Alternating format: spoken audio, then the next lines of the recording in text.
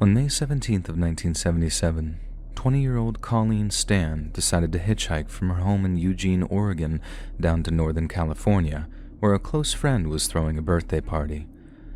Colleen was an experienced hitchhiker and didn't just climb into the first car that stopped for her. She knew to look for certain red or green flags to let her know if someone was safe to ride with. So when 23-year-old Cameron Hooker stopped with his wife and infant child in tow, Colleen figured that he could be trusted. And she was wrong. At the first opportunity, Hooker put a knife to Colleen's throat, forced her into a small wooden box, and then padlocked it closed.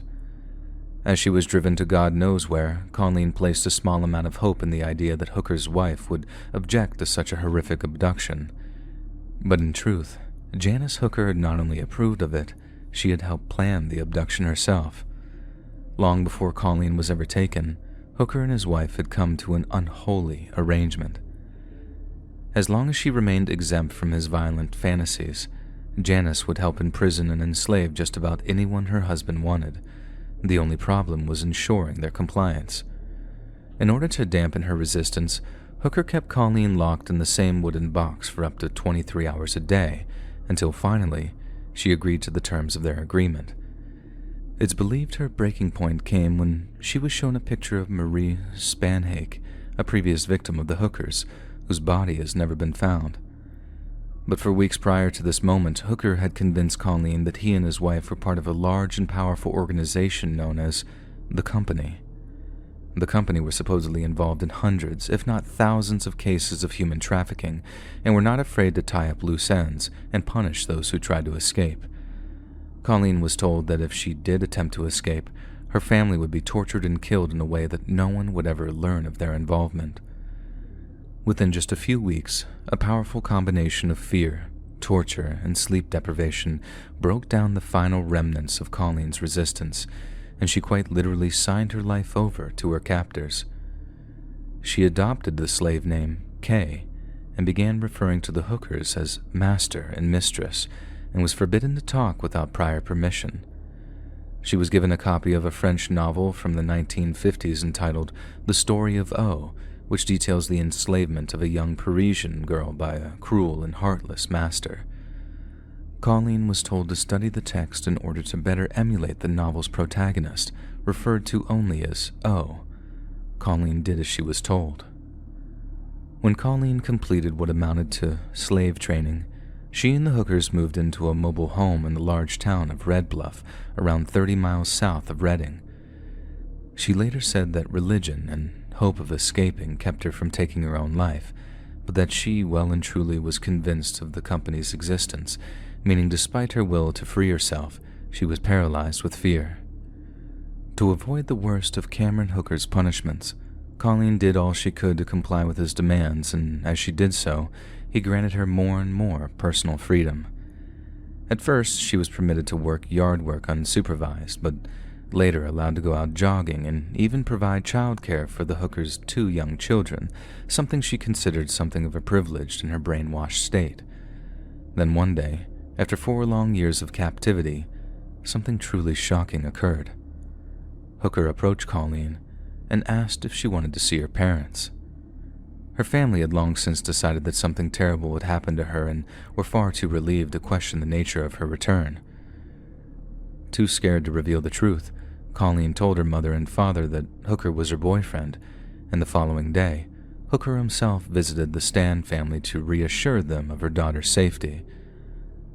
Colleen's parents even took a photograph of their daughter, her arms draped around Hooker, whose cheeks are flushed with a deep red. They put up the facade of a happy but hermit-like young couple, but they couldn't have been any further from the truth.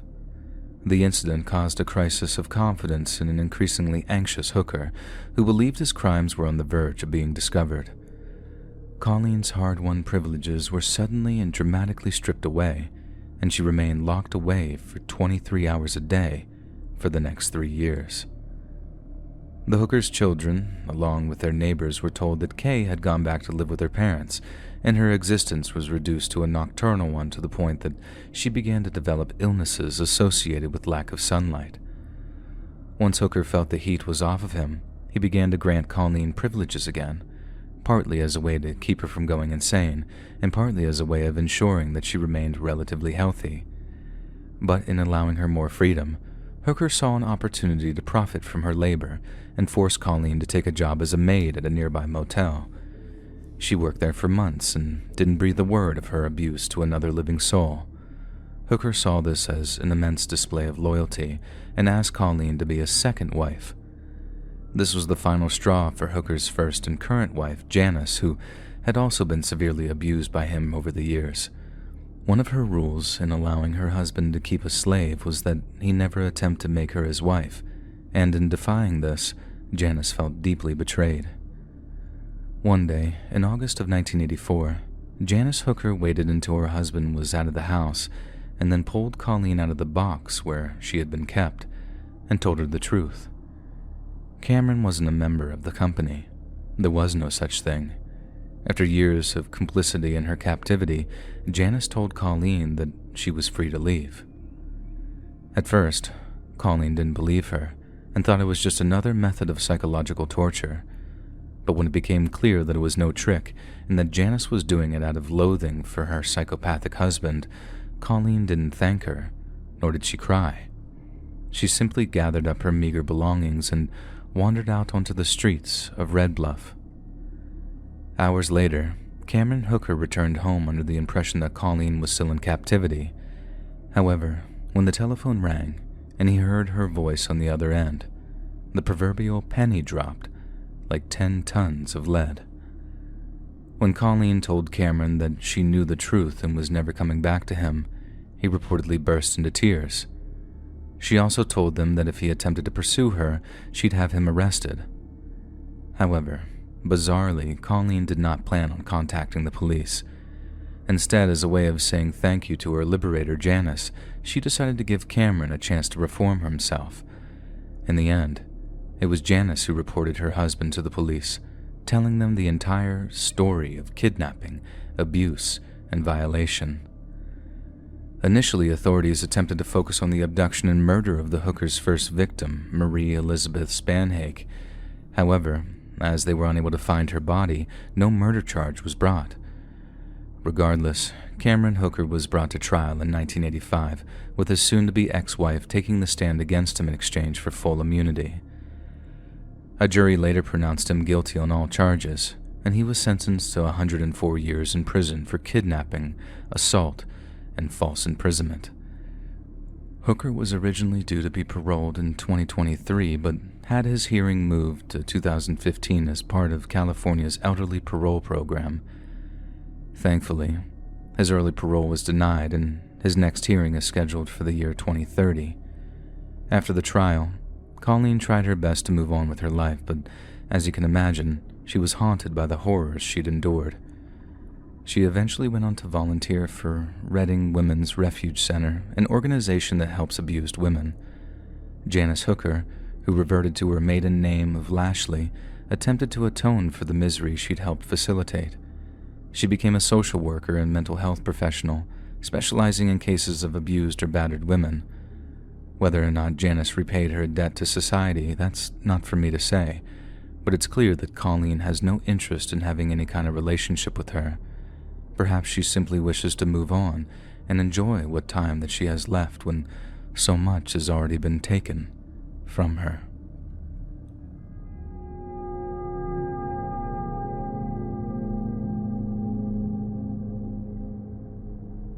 Natasha Maria Kampusch was born on February 17th of 1988 in the Austrian capital of Vienna.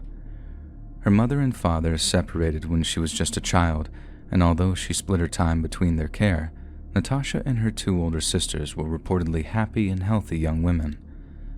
By the time she was 10 years old, Natasha was enrolled at the Berioska Weg Primary School in Vienna's Kangren neighborhood, and by all accounts, she had a bright future ahead of her. But on the morning of March 2nd of 1998, a terrifying series of events would change the young girl's life forever. That Monday morning, Natasha departed her family home with the intention of walking to school, but the girl wasn't present at registration, and nor did she return home that evening. After the German police urged members of the public to come forward, a 12-year-old boy reported seeing a young girl being dragged into a white van by two much older men. The revelation horrified police, who originally believed Natasha had merely run away from home, and it spurred them into action. Almost 1,000 white vans were stopped and searched by the Vienna police over the days and weeks that followed, including that of a 36-year-old man named Wolfgang Priklapil. Wolfgang lived just half an hour's drive from where Natasha disappeared, but stated that he'd been using his van, moving rubble from a construction site on the morning in question. His story seemed to check out, so the police said their goodbyes and eliminated him as a suspect. Yet upon their departure, Wolfgang walked into his garage and pulled a large plastic sheet away from the stone floor. The sheet had been hiding the small entrance of a root cellar, one that had been locked shut with a heavy steel padlock. Wolfgang took out a key, unlocked the padlock, and then swung open the cellar door, and looking back at him through the darkness was little Natasha Kampusch. In the weeks that followed, investigators failed to make any headway in what proved to be a deeply frustrating search. A great number of children are abducted by a family member or close family friend, but after exhausting those avenues of investigation, the police were stumped. Outside of the obvious suspects, Natasha could have been literally anywhere, and if she was en route to another country, one outside of Interpol's reach, finding her might prove impossible. In the absence of solid information, dark speculation began to emerge regarding Natasha's potential fate. Some speculated that she had fallen victim to a human trafficking ring, or had possibly become the target of black market organ smugglers who sought out clean organs to auction off to the highest bidder. It was also theorized that Natasha had fallen prey to the prolific French serial killer Michel Fournier. What's more, Natasha had her passport in her backpack at the time she disappeared, owing to a family trip to Hungary that had taken place just a few days prior. This meant the longer Natasha went unfound, the more likely it was that her abductor would take her out of the country, and then travel too far from the jurisdiction of Interpol, and she might never be returned alive. Weeks turned into months, then months turned into years, and still, the police were unable to make any solid advances in the case. Their focus was on international people smuggling rings, huge operations that span entire continents, but the truth was, Natasha was in prison for 8 long years, within walking distance of her childhood home. The small cellar she was forced to live inside was only 5 square meters of space. It was constructed almost entirely of concrete and was reinforced with steel beams. It had no windows and was completely soundproof to ensure that, no matter how hard she screamed, no one would hear Natasha and come to her rescue. For the first 6 months of her captivity, Natasha was forbidden from leaving the chamber at any time.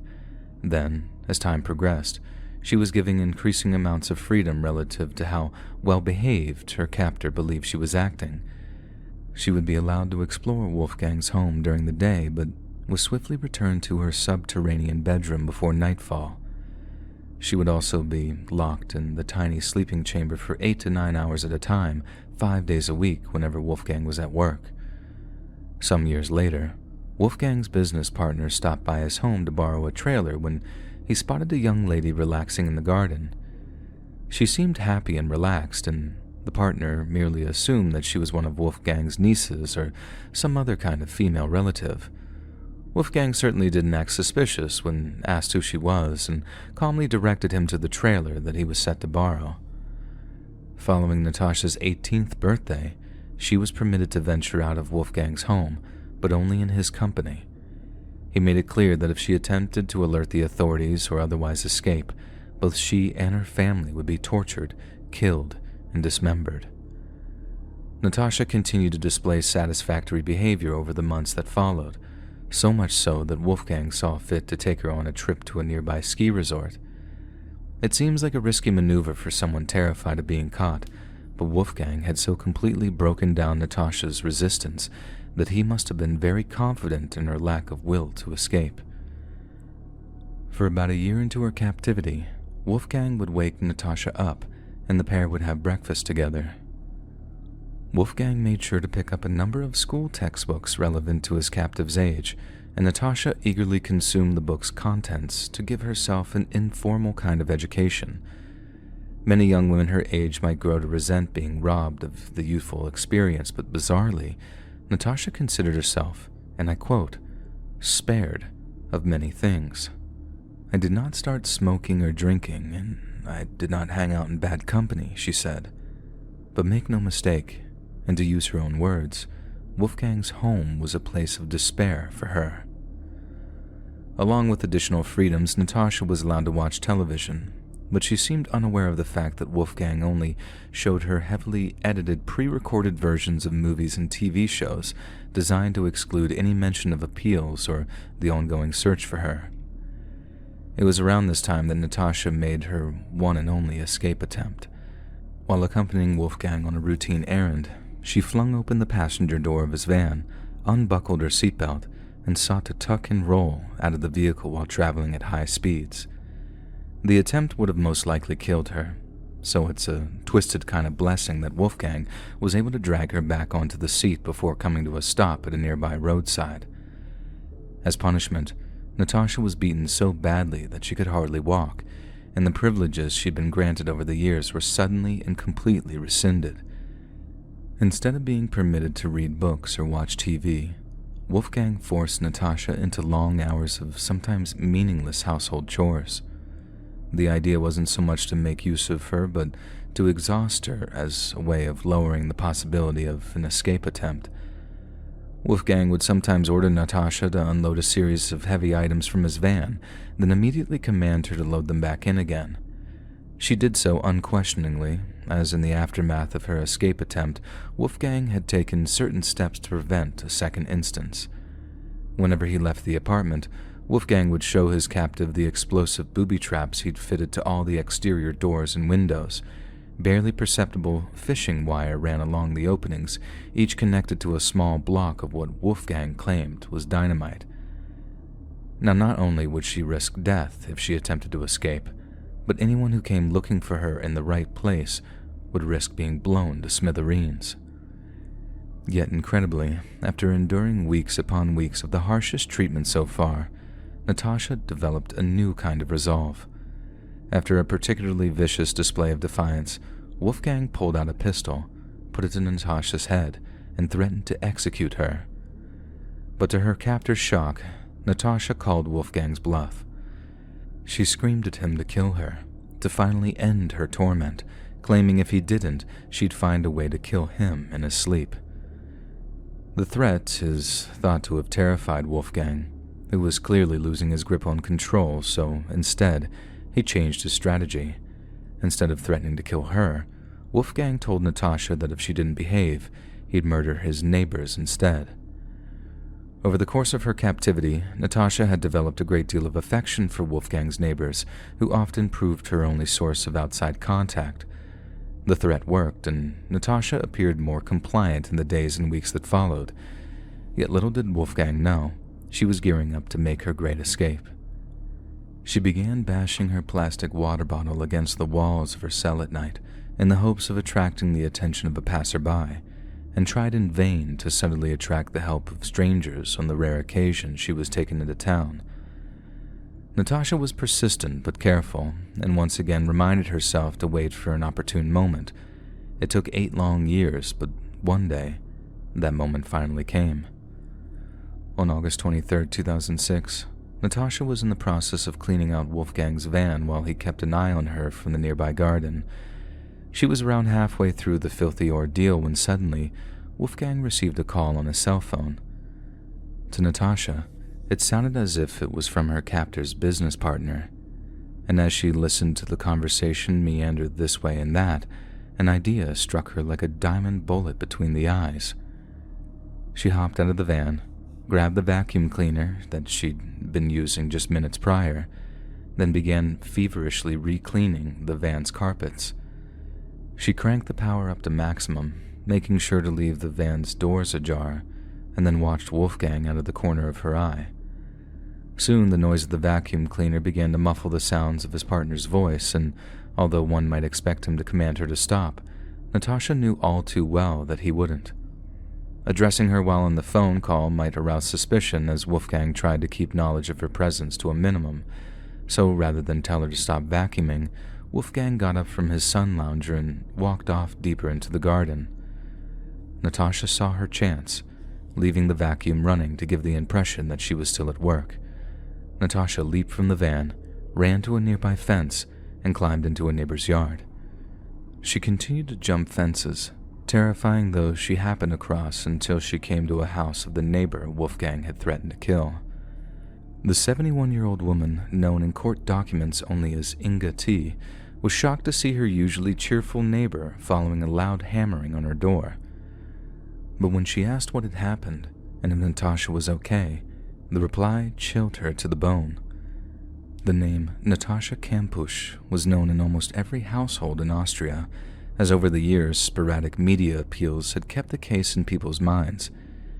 Inga T. had always known Natasha by a different name, but when she learned of the girl's true identity, she rushed her inside and called the police. At exactly 1:04 p.m., an entire task force of Austrian police officers descended on the sleepy Vienna neighborhood to positively identify Natasha. In the end, her identity was confirmed by a rapid DNA test. Although she was shaken, pale, and severely underweight, she was in alarmingly good health for someone in her position. It is believed that the police had long found Natasha before Wolfgang realized she was missing. Realizing how effectively he had been deceived, he decided to go on the run. He fired up the engine of his red BMW and drove around Vienna for a while before arriving at the Wien Nord train station. After waiting on the platform for the next available train, he jumped in front of it and was crushed to death. Natasha wasn't surprised when she heard the news, as Wolfgang had told her many times before, "They'll never catch me alive." After a search of his home, police discovered that Wolfgang was trying to procure forged citizenship documents for the neighboring Czech Republic. He was evidently planning a new life for himself and Natasha, but only God knows how close he was to fulfilling his ambitions. After an emotional reunion with her friends and family, Natasha was reluctant to talk to the press. However, in the years that followed, she began to accept offers for interviews. "I feel more and more sorry for him. He's a poor soul," she said of her former captor, before admitting that she wept uncontrollably when the reality of Wolfgang's death had set in. The Austrian people were stunned at Natasha's apparent sympathy for the man who imprisoned her for 8 grueling years, and many suggested she was suffering from what's referred to as Stockholm Syndrome. Natasha has vehemently denied this being the case and argues that her relationship with Wolfgang was, and I quote, "complex." But it's clear that on some level, Natasha felt some kind of residual affection for the man who made her life a living hell for the better part of a decade. In 2010, Austrian authorities sought to auction off Wolfgang Priklapil's home, along with the land it sat on. Given the infamy attached to the place, only a handful of lowball offers came in. Then, one day, a member of the city council received a very strange telephone call.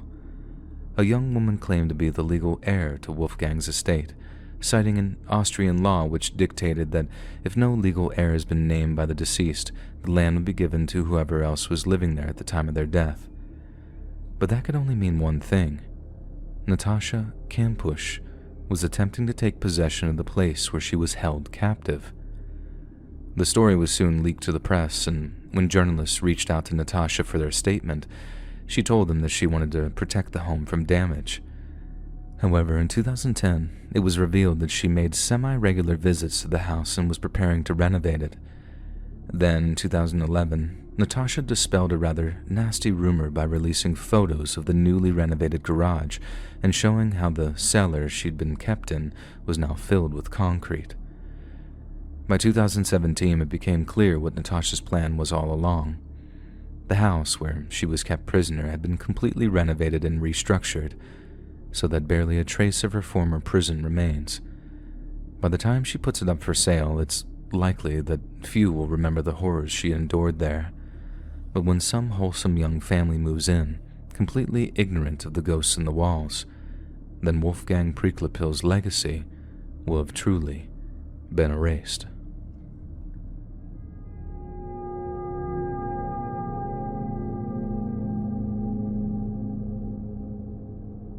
In the aftermath of the Second World War, the Allied powers were faced with the grim task of unearthing Nazi Germany's deepest, darkest secrets. Millions had perished in Nazi prisoner of war and concentration camps, but while some had been executed for perceived crimes or circumstances of birth, others had died as the result of obscene, sometimes needless experimentation at the hands of SS Sturmbannführer Kurt Friedrich Plotner. Born in the small town of Hemsdorf in 1905, Plotner would go on to become an SS doctor after a brief career as a university lecturer. By the outbreak of World War II, he had achieved a rank equivalent to that of a U.S. Army major when he was assigned to the research team at Dachau concentration camp. The same research team had been performing horrifying experiments on unwitting political prisoners in the hopes of improving treatments and prophylactics for malaria. Some were deliberately given fatally high doses of various medications in order to establish safe dosage levels, while others were denied treatment altogether and were simply observed while they died in abject agony. After proving his competence and resolve in the execution of countless war crimes, Plotner was given command over what was referred to as Department R. The function of Department R was also involved turning prisoners of war into human guinea pigs. But unlike other projects, which focused on conditions of physical health, Department R focused on their subjects' mental health. One of the department's flagship projects involved the development of a so-called truth serum. The interrogation and torture of prisoners of war often yielded less than reliable information. This inspired Plotner to administer hallucinogenic drugs to his human guinea pigs, and although the results varied from person to person, the compound mescaline proved to be somewhat effective. Researchers observed that some naturally occurring psychedelics had a tendency to mitigate the adversarial relationship between the interrogator and their subject, meaning they were much more forthcoming with accurate information that would otherwise be dearly given up. After the war, Plotner's malevolent research came to the attention of an American intelligence officer by the name of Boris Pash. With the approval of United States Naval Intelligence, Pash was recruited in late 1945 and was given full permission to continue his interrogation research. But possibly due to the French government's insistence on prosecuting Plotner, his tenure with Navy intelligence ended prematurely, and he was forced to go into hiding in West Germany. Plotner's association with U.S. intelligence might have been a brief one, but his research would become the foundation of a later project, one that came to be known as MK Ultra. On April 13th of 1953, CIA Director Allen Dulles tasked agency chemist Sidney Gottlieb with developing mind-controlling drugs for use against the Soviets and other communist enemies. The project was not only inspired by Kurt Plotner's research, but also by reports that China and North Korea had employed mind control techniques on American prisoners of the Korean War. The CIA not only sought out to counter such techniques, but also saw practical applications close to home, such as manipulating foreign leaders or interrogating captured spies. While most of the project's records were destroyed in the early 70s, many of its documents survived, including this one from the year 1955. It gives us an idea of the scope and scale of MK Ultra by listing the kinds of chemical compounds the project sought to develop. The CIA sought a drug that would promote what was called illogical thinking in an effort to publicly discredit a target. Yet it also wanted drugs which would counteract those developed by its enemies. For example, MK Ultra would ideally produce drugs which would increase mental acuity or counteract the effects of alcohol. Conversely, the project also sought to find drugs which would exacerbate the effects of alcohol or induce a state of hypnotic suggestion. These might be considered the lighter sub-projects of MK Ultra, whereas the darker are considerably less savory. MK Ultra wished to develop compounds which permanently disabled a subject from the waist down, as well as those which would induce blindness, deafness, and incontinence. Researchers also sought to develop compounds which would have a devastating effect on a person's mental health, as well as compounds so addictive that even the most die-hard communists would betray their motherland in exchange for another hit. But in the end, MK Ultra settled on advancing the research of Kurt Plotner using a cutting-edge chemical compound known as LSD-25. John D. Marks, author of 1976's The CIA and the Cult of Intelligence, discovered that as early as 1953, the agency was purchasing LSD manufactured by the Swiss chemical company Sandoz Laboratories. He also discovered that the CIA planned on making mass purchases from a dozen global companies as a way of choking off supply to rival nations. Experimentation officially began in April of 1953, with LSD being secretly administered to federal prisoners and the mentally infirm, or as one former operative phrased it, people who couldn't fight back. In one shocking instance, CIA researchers dosed a lone Kentucky psychiatric patient with LSD for 174 days in a row. The ordeal no doubt shattered the patient's already fragile mind, but subsequent records have since been destroyed, meaning there's no way of knowing their ultimate fate.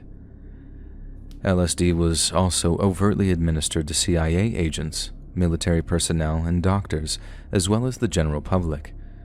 Those who spoke up were threatened with court-martial or arrest, and have since been offered monetary reparations by the federal government. Perhaps in one of the more shocking chapters of MK Ultra, the CIA executed what they called Operation Midnight Climax. Midnight Climax involves setting up several brothels around San Francisco, brothels which would actually serve as fronts for the Central Intelligence Agency. The rooms were equipped with one-way mirrors and secret recording devices and could be used for blackmail or observation purposes. There was a heavy emphasis on LSD being the so-called truth serum the CIA had been looking for, but Sidney Gottlieb believed it showed potential in other areas. Given its temporary effects, Gottlieb believed LSD could be used by covert operatives to influence the course of meetings, speeches, and sometimes even policymaking. This is what truly initiated attempts to dose regular people in regular settings, but without their prior knowledge. At first, every member of the project's technical services department sampled LSD before sitting opposite another test subject and taking notes. This way, the researchers had personal experiences that would allow for deeper insights later on, and once this phase was completed, more unwitting test subjects were sought out. In one instance, a CIA operative suffered an extremely adverse reaction and was found running around Washington, D.C. on the afternoon that he was dosed, complaining of how monsters were following him. The experiments became more and more reckless, until one day, a U.S. Army chemist by the name of Frank Olson threw himself out of a hotel window and plunged 13 stories to his death. Olson had been heavily involved in MK Ultra and had been covertly dosed by his CIA handlers just 9 days prior to his death. It's now believed that Olson had been seen as a potential whistleblower and as a result had gone from one of the project's researchers to one of its targets. As time went by, the focus shifted from LSD and towards other narcotics such as heroin, psilocybin, and even scopolamine, which is famous for inducing mental states akin to sleepwalking. The CIA also experimented with hypnosis and its potential to make a subject forget or recall certain pieces of information. Towards the end of MK Ultra, CIA worked with naval intelligence on their top-secret perfect percussion program, which hoped to produce a kind of sound gun which could erase memories and induce extreme confusion. The project was eventually shelved along with MK Ultra itself, and the records were buried in the agency's Langley headquarters, all classified as top secret. Those involved in the experiments believed they'd never see the light of day, but little did they know, faith in government institutions would one day be rocked after an inept break-in at a hotel named the Watergate. In the immediate aftermath of 1972's Watergate scandal, CIA Director Richard Helms oversaw the destruction of vast swaths of the CIA records, including much of the documentation of MK Ultra. Strangely enough, the only reason records of the project remain at all is that 20,000 of them were incorrectly stored in the CIA's Financial Records Building, which were unearthed following a Freedom of Information request in 1977. But accusations of foul play were being thrown around long before then. The family of the deceased Frank Olson, along with others affected by the experiments, had been highly critical of the CIA, and in late 1974, their efforts drew the attention of journalists from the New York Times. The resulting article was one of the first open accusations against the U.S. intelligence apparatus, and the allegations were so shocking that Congress sought to immediately investigate them. The following summer, the congressional committee charged with investigating the Times claims revealed they'd come to their conclusions, and those conclusions were nothing short of stunning. The committee stated that it had seen irrefutable proof that the CIA had conducted experiments on both unwitting and cognizant human subjects as part of an extensive program to control human behavior through the use of psychoactive drugs. They also revealed that Frank Olson, whose family were some of the first to raise the alarm, had died following a massive dose of LSD-25. It was a moment of vindication for the Olsons, and despite MK Ultra's chief chemist Sidney Gottlieb repeatedly denying any recollection of the project, the truth was laid bare for all to see. It was revealed that a few days before his death, Frank Olson had resigned his position as acting chief of the Fort Detrick Special Operations Division due to a severe moral crisis concerning the nature of his biological weapons research. His chief concerns were said to be experimentation with biological weapons in populated areas, collaboration with former Nazi scientists under Operation Paperclip, and the CIA's reckless experimentation with LSD. When Frank's body was later exhumed, cranial injuries indicated that he had been knocked unconscious before he exited the window, and in 1975, his family received a $750,000 settlement after his death was officially ruled a homicide. Prompted by intense public outrage, President Gerald Ford issued the first executive order which restricted the power of U.S. intelligence agencies. The order was so popular that it was expanded by Ford's Democratic successor, Jimmy Carter, and even further expanded by Republican President Ronald Reagan, a show of bipartisanship that seems unthinkable in today's volatile political climate. Further investigations revealed that the CIA had hoodwinked several universities and research institutes into contributing to MKUltra by engaging with them through a series of shell companies. After reading the report, Ted Kennedy took to the Senate floor. Over 30 universities were involved in a program in which dangerous drugs were tested on unwitting citizens at all social levels, high and low, Native Americans and foreign, he said. The names of many of those citizens have since faded into obscurity, but many went on to earn fame and sometimes infamy by themselves. Some of those who were administered CIA-sourced LSD during MKUltra went on to become some of the leading figures of the counterculture movements of the 1960s. World-renowned poet Allen Ginsberg claims that he first tried LSD in an experiment on Stanford University's campus, in which he was permitted to listen to records of his choice while making notes on the experience. Ginsberg later said that the drug resulted in a slight paranoia that hung on all my acid experiences throughout the mid-1960s until I learned from meditation how to disperse it. Ginsberg later became an outspoken advocate for psychedelics, and in response to rumors that he was an unwitting participant in a CIA experiment, said, "Am I the product of one of the CIA's lamentable, ill-advised, or triumphantly successful experiments in mind control?" Another confirmed recipient of CIA acid was the author of One Flew Over the Cuckoo's Nest, Ken Kesey. While he was a student at Stanford University, Kesey volunteered for what was referred to as an experimental therapy at a nearby Veterans Administration hospital in Menlo Park. The therapy turned out to involve a dose of LSD, and unbeknownst to Kesey, the entire experiment had been engineered by the Central Intelligence Agency. Kesey's experiences inspired him to promote the drug among the burgeoning hippie movement, and it quickly became a cornerstone of their turn on, tune in, drop out philosophy. Grateful Dead associate Robert Hunter also participated in the Stanford LSD experiments and wrote the following passage while under the influence.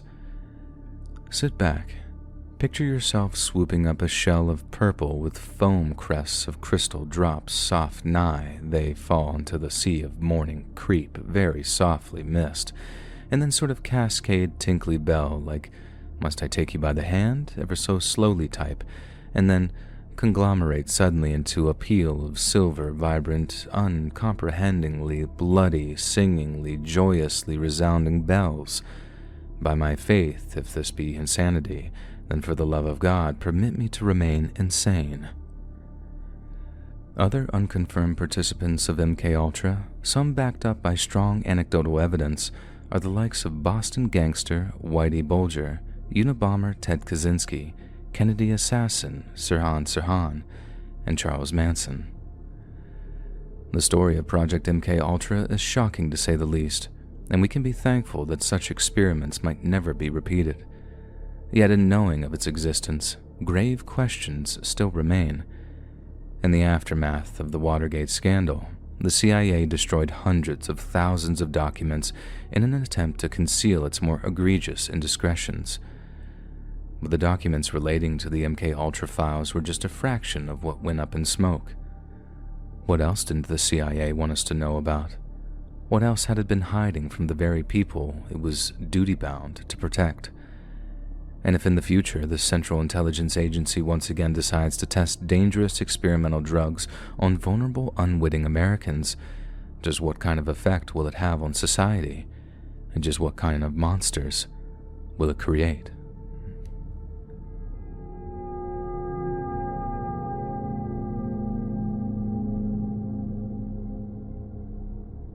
On the morning of June 25, 1950, as dawn lit the skies over the Korean peninsula, all hell broke loose. The tens of thousands of soldiers from the People's Army of North Korea advanced into the heartlands of the South under the cover of tanks and artillery fire. Their southern counterparts were almost completely unprepared, and within 2 days, Seoul's defensive detachment had been routed, and the government had been evacuated. In the ensuing chaos, the South Korean army blew up a bridge over Han River, while 4,000 civilians happened to be crossing it. Hundreds were killed in the blast, and hundreds more were engulfed in the collapsing concrete and drowned in the river below. 5 days after the invasion, the South Koreans had lost more than 70,000 soldiers. The situation was desperate, and when the South Koreans called out to the world for help, the world replied. A coalition of 16 nations pledged to send combat troops to repel the North Korean invasion. The usual suspects of the US, the UK, Australia, and New Zealand were included, but also the likes of France, Holland, Sweden, and a number of other European countries. Yet the likes of Colombia, Ethiopia, Thailand, and Turkey also sent combat troops. Despite the massive influx of foreign soldiers, the Korean War would continue for 3 long years and would culminate in a bloody stalemate that endures to this day. Millions were killed, tens of thousands of them soldiers, and thousands more were taken prisoner on both sides of the firing line. Many such prisoners endured hell on earth and made it home to see their families, whereas some became the subject of one of the most controversial and widely discussed phenomena of the era: brainwashing. Born in Benton Harbor, Michigan on December 5th of 1918, Colonel Walker Bud Mahurin enlisted in the United States Air Force in September of 1941, just a few months before the United States entered World War II. Upon his graduation from flight school, the 23-year-old was sent to England to engage the Luftwaffe in the skies above Europe. He went on to score almost 20 confirmed aircraft kills in combat in Europe and was transferred to the Pacific before the war's end. Then, after a brief reprieve, Bud returned to combat in Asia, but this time it was in Korea. In July of 1951, Bud became the commander of the 1st Fighter Group, who flew the state-of-the-art F-86 swept-wing jet fighter, but while on a routine air patrol, Bud was shot down after engaging a North Korean logistical column. He survived the crash landing, but was gravely wounded and was soon captured by communist soldiers. Bud spent the next 16 months in a North Korean POW camp where the treatment of prisoners was abominable, to say the least. Bud was forced to share a tiny cell with several other prisoners and was fed only food and water to keep him alive.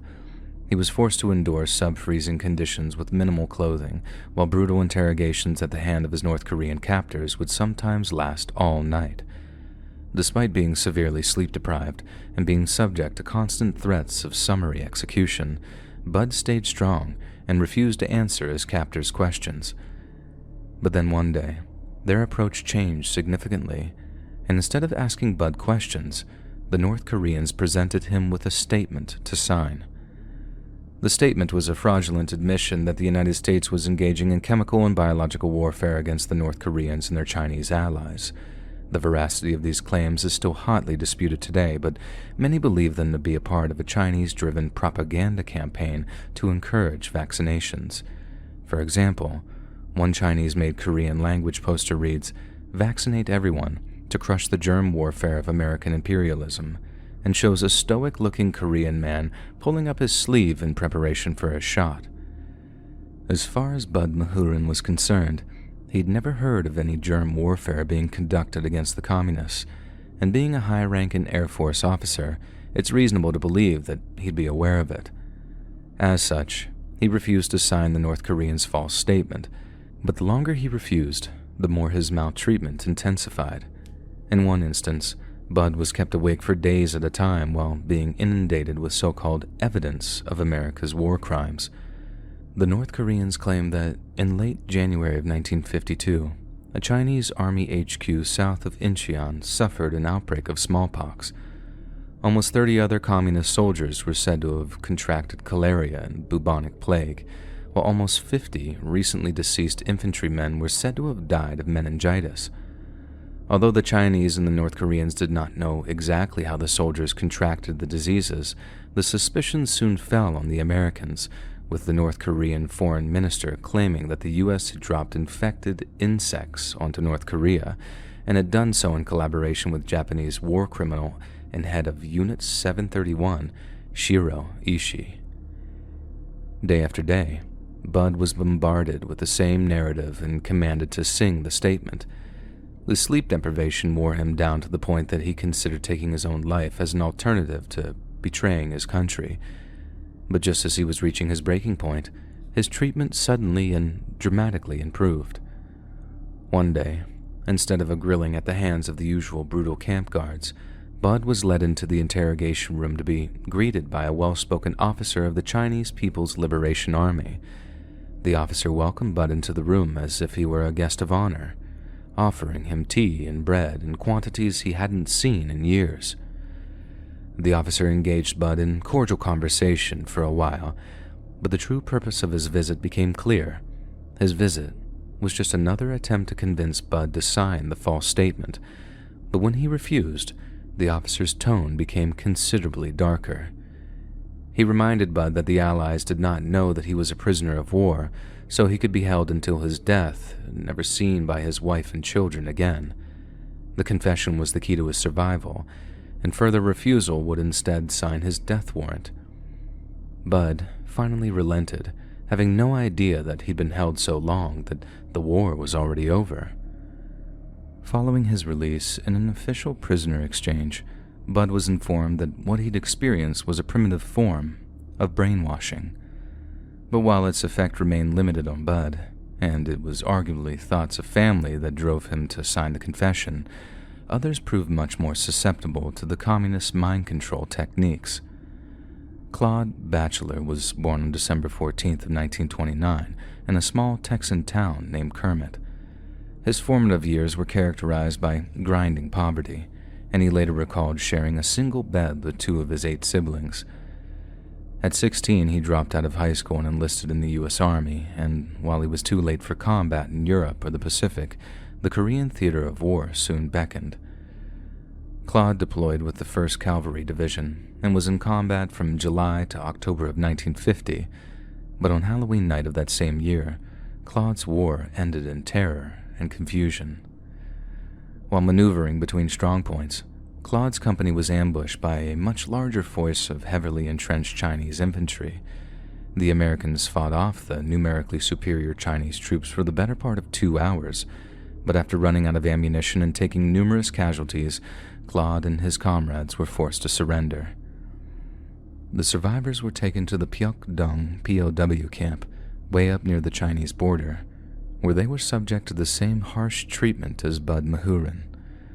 Most soldiers bitterly resisted the attempts to break their spirits, while others cooperated solely to ensure their own survival. Yet there was another kind of soldier who, after prolonged periods of intense sleep deprivation, began to sympathize with those holding them prisoner, and unfortunately, Claude was one of them. It started when Claude was offered a place on what was referred to as the Camp Peace Committee. Those who, and I say in air quotes, volunteered for the position were given additional rations of higher quality food, along with superior sleeping conditions, but little did they know, the committee meetings would amount to little more than re-education sessions. The Peace Committee was fed the same narrative of U.S. war crimes and illegal biological weapons, and received additional favorable treatment after signing a joint letter urging the United States withdraw from the Korean Peninsula. Meetings were also supplemented with lessons on Maoist political theory, and once again, eager participation was rewarded with better rations. Before long, a rather disturbing pattern began to emerge. The Peace Committee prisoners would try to outperform each other in terms of Maoist communist zeal, as those thought to be progressing in their education would receive the highest rewards. Claude was no exemption. He ended up writing a letter to his hometown's newspaper, the Winkler County News, in which he denounced capitalism and the American way of life. He was also said to have proselytized to the more loyal of the American POWs, and while his attempts were rebuffed more often than not, this apparent betrayal was devastating for their morale. When hostilities ended in July of 1953, Claude was among 21 American POWs who refused to return to the United States during the post-armistice prisoner exchanges. By that point, he was an ardent communist and had even learned to speak a little Chinese in preparation for his new life on a communist collectivized farm. However, upon arriving at the farm, Claude was dismayed to find that he was treated much like any other worker. He had expected something of a celebrity reception from his new co-workers, but instead, he was treated with disdain and distrust. Claude later claimed that he'd read an anti-communist article in a copy of Reader's Digest that had been provided by his Chinese handlers, and decided to return to the nation of his birth. But the reality was he'd most likely fallen out of favor, and in doing so, realized what a terrible mistake he'd made. Upon returning to the United States, Claude was promptly charged with collaboration and was court-martialed on August 30th of 1954. Claude's defense claimed his treachery was the involuntary result of brainwashing and cited psychiatrist Leon Friedman's opinion that Claude had suffered from induced political psychosis after being led to believe that he was a potential savior of humanity. However, the prosecution brought a number of Claude's fellow prisoners to the stand, who testified that his collaboration had been anything but involuntary. According to them, Claude took a distinct pleasure in foiling their plans for escape, as it entitled him to a life of luxury when compared to their own. He walked around with the Communist Manifesto in his pocket, willfully aiding the efforts of his captors in his attempts to reduce his comrades' morale. Claude had repeatedly stated that his efforts secured additional food for all U.S. prisoners, but either this was a lie or he'd been deceived, as no such extra food rations were ever received by those who didn't collaborate. Claude was eventually convicted on the verbose offenses of communicating with the enemy without proper authority and promoting disloyalty and disaffection among the civilian populace of the United States. The sentence was a dishonorable discharge and life imprisonment, but eventually paroled after less than 5 years following extensive cooperations with the authorities. After being paroled, Claude settled into San Antonio, Texas, and went on to work for the Remco Corporation, a manufacturer of air conditioning parts. Claude found a way back by proving that he'd been brainwashed and that his communist zeal was nothing more than the result of extreme deprivation. Others proved less penitent. Born in Holland on November 11th of 1922, George Blake was the son of a Dutch mother and a naturalized British father. He later attended Cambridge University's Downing College, where he studied Russian language and literature extensively. At 22, Blake enlisted in Her Majesty's Royal Navy, and after the Second World War, he was posted to Hamburg to assist in the interrogation of German prisoners. It was during his time in Hamburg that intelligence analysts over at MI6 noticed Blake's potential, and he was soon sent to undergo what amounted to spy training at a top-secret facility. Following his induction, Blake was sent to the South Korean capital of Seoul and arrived there on November 6th of 1948. Then, disguised as a common diplomatic aide, Blake set about gathering intelligence on the communist trifecta of North Korea, China, and the Soviets. He proved an alarmingly effective spy during his tenure in Seoul, but his blossoming career in espionage was soon cut short by the North Korean invasion. Blake, along with his colleagues, was taken prisoner during the rapid communist advance, and he ended up in a prisoner camp on the banks of the Yalu River. He spent the next 3 years enduring the same political re-education as other Western prisoners of war, but unlike others, Blake's mind proved a fertile seedbed for radical left-wing ideologies. He began to read the work of Karl Marx and became particularly fixated on Das Kapital, his iconic critique of political economy. As we've already learned, many prisoners of war flirted with Maoism or Marxism out of sheer desperation, whereas others did it for meaningless luxuries. But for Blake, his conversion seems to have been genuinely heartfelt. In his later years, Blake was asked by a journalist if there was one moment or one incident which inspired his conversion to communism. A Chinese officer told me about the bombings of small villages by enormous American flying fortresses, he replied. Women and children and old people were getting killed. It made me feel ashamed of belonging to these overpowering, technically superior countries fighting against what seemed to be defenseless people. I felt that I was on the wrong side, that it would be better for humanity if the communist system prevailed, that it would put an end to war. The brutality and carnage of war is indisputably abhorrent, and only those without a heart would scoff at the idea of civilian casualties. But we have to remember that when North Korea struck first in invading the South, they had no problem with indiscriminate shelling of civilian areas. This is not to justify the actions of the U.S. Air Force at the time, but rather to explain that the communists' appeals to Blake's conscience were hollow at best. They didn't give a damn about the deaths of the innocent. Their only goal was to break Blake's spirit and wash his brain. And in the end, it worked. Blake arranged a secret meeting with his North Korean jailers. He volunteered his services as a spy. Then, through the close but very temporary partnership between China and the USSR, Blake ended up being handed over to the Soviets' MGB spy agency for training as a double agent. Following his second round of spy training in just a few short years, Blake was returned to North Korea, then released as part of a prisoner exchange in 1953. He returned home a hero, made a gallant return to British intelligence, and then spent the next several years selling out his friends and colleagues to the Russians. In 1955, after being sent to Berlin to recruit double agents, Blake compromised dozens of his compatriots by betraying their locations to KGB hunter teams. Almost 40 of his former comrades met their deaths at the hands of Russian assassins, and no doubt spent their final moments wondering who had betrayed them and why. MI6 only ever admitted to 40 of their agents being caught and killed with Blake's help, but he later said the number of betrayals to be around 500.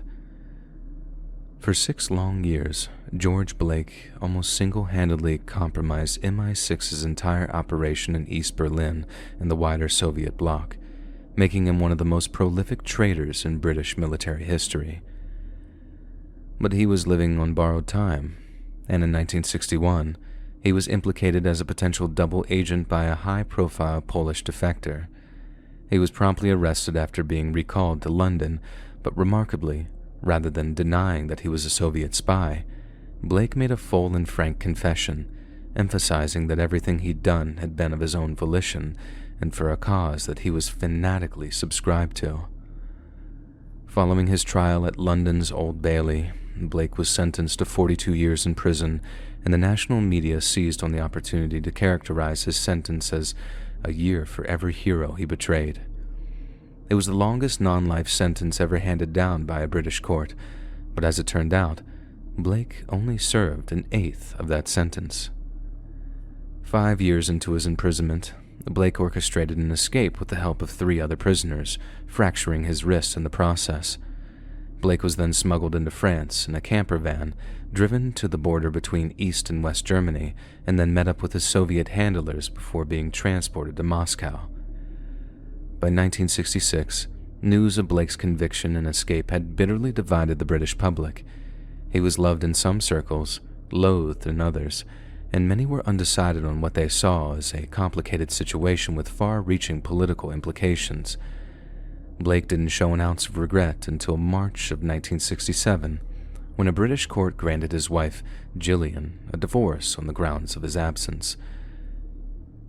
He had always hoped she and the children might one day join him. News of her hatred for him was said to have broken his heart, but not his resolve.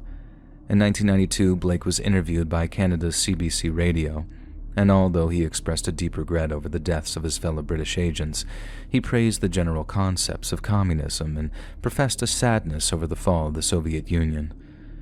Blake eventually passed away on December 26th of 2020 at the age of 98. Vladimir Putin expressed his deep condolences to Blake's family and friends and noticed his invaluable contribution to maintaining peace on the planet. Colonel Blake was a brilliant professional, Putin said, a man of special vitality and courage. But while such a glowing appraisal might be appreciated by some, Blake's old colleagues did not share the sentiment. It's clear that in the case of George Blake, the subject displayed something of an interest in Russian language and culture from quite an early age. This was most likely instrumental to his eventual decision to spy for the Russian intelligence services, and some see this as an argument against the idea that he was brainwashed. But what's curious to note in Blake's case is that until he was confronted with stark evidence of his crimes, he refused to believe that his treachery had resulted in the deaths of British servicemen. Blake believed whatever his Russian handlers told him, despite having unfettered access to contradictory evidence. In a sense, he was completely disconnected from reality, but in a way that allowed him to function in it without a single crisis of conscience. And if that isn't reminiscent of brainwashing, I'm not sure what is. As for the other American prisoners of war who abandoned their homeland for lives in communist countries, we can't blame every one of their decisions on an abstract concept such as brainwashing. Some, such as Corporal Clarence Adams of Memphis, Tennessee, had legitimate grievances with their lives back in the United States. After refusing to return to the United States, Adams took part in numerous North Korean propaganda projects, one of which included a broadcast intended for an African-American audience.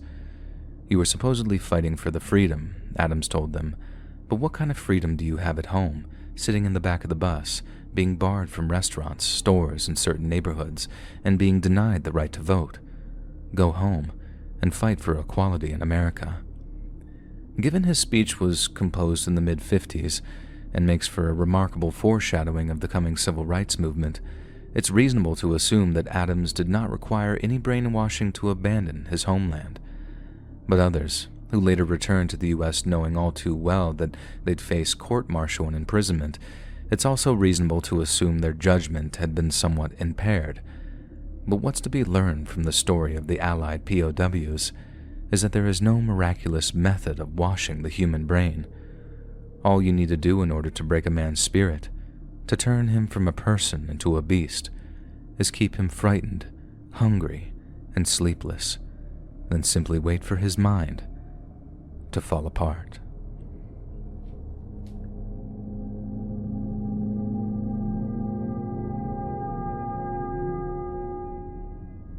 Born on December 20th, 1977, Ramon Gustavo Castillo Gaete spent his formative years in the Chilean capital of Santiago. Little is known about his childhood, but we know that at the age of 18, Ramon enrolled at the Metropolitan University of Educational Sciences to study pedagogy. Considering what he went on to be famous for, Ramon's choice of subject is interesting. You see, pedagogy describes the theory or science behind teaching techniques. It helps determine which teaching techniques are effective and which aren't, and helps refine our ideas of how human beings learn, along with how to teach them. Used as a force for good, A teacher may impart a theory or concept to a student in a way that allows them to come to a conclusion on their own, the equivalent of teaching a person to fish versus giving them one.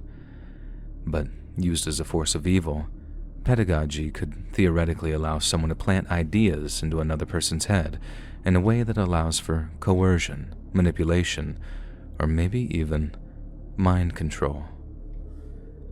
After dropping out of college in 2003, Ramon joined a Chilean musical group named Amaru. They enjoyed some minor success and toured the wider Andes region, playing shows for appreciative rural crowds. But then, in 2006, the band's manager approached them with an offer.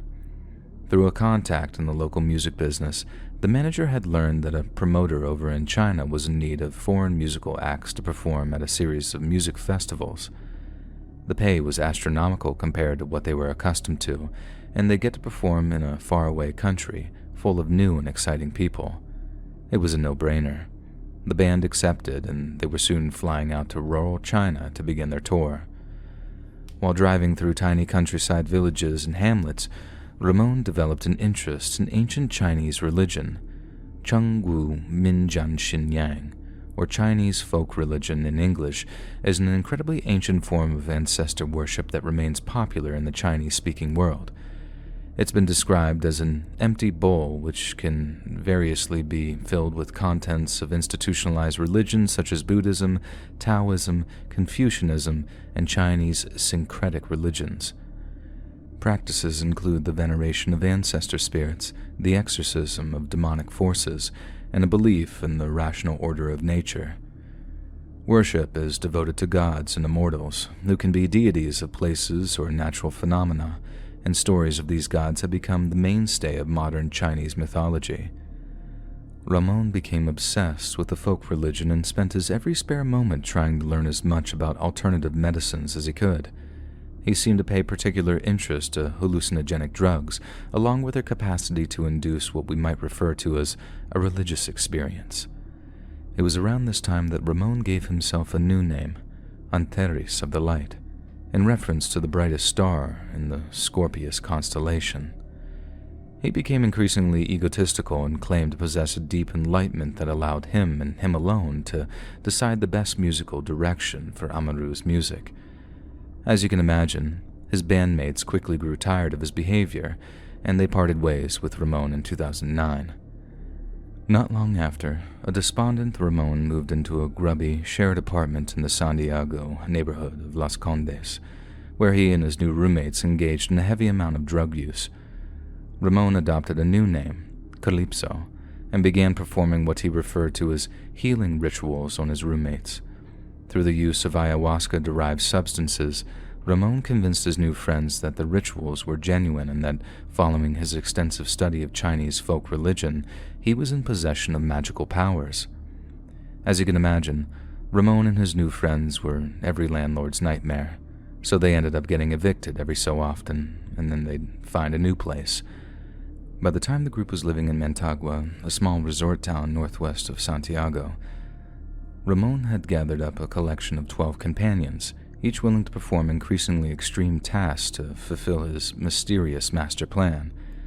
He soon convinced them to begin performing animal sacrifices in the name of some ancient Eastern deity, with the ceremonies followed by sessions of mass intoxication using powerful hallucinogenic drugs.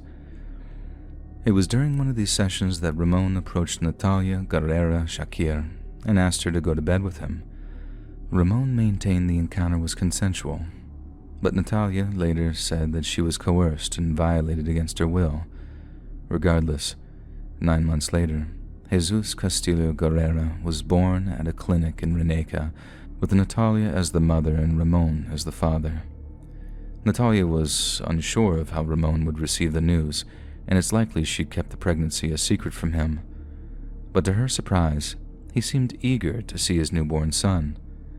When Ramon arrived at the clinic, little Jesus was in another room, undergoing a few checks at the hands of the clinic's nurses. Ramon told Natalia that he was going to take a look at his new baby and would return in a few minutes. He never came back. Before Natalia realized what had happened, the clinic's nurses flew into a panic. Little Jesus was gone from his incubation chamber, while Ramon was nowhere to be seen. The clinic's nurses rushed to call the police, who promptly drove over to Ramon and his followers' residence to rescue the vulnerable infant, but when they arrived, they found the place deserted. Ramon and his followers had moved on. Where they went remains a mystery, but what they did there has become embedded in local folklore as one of the most hideous acts of evil in the nation's history. On November 23rd, just 2 days after the birth of his son, Ramon and his followers gathered around a campfire somewhere in the foothills of the Andes Mountains.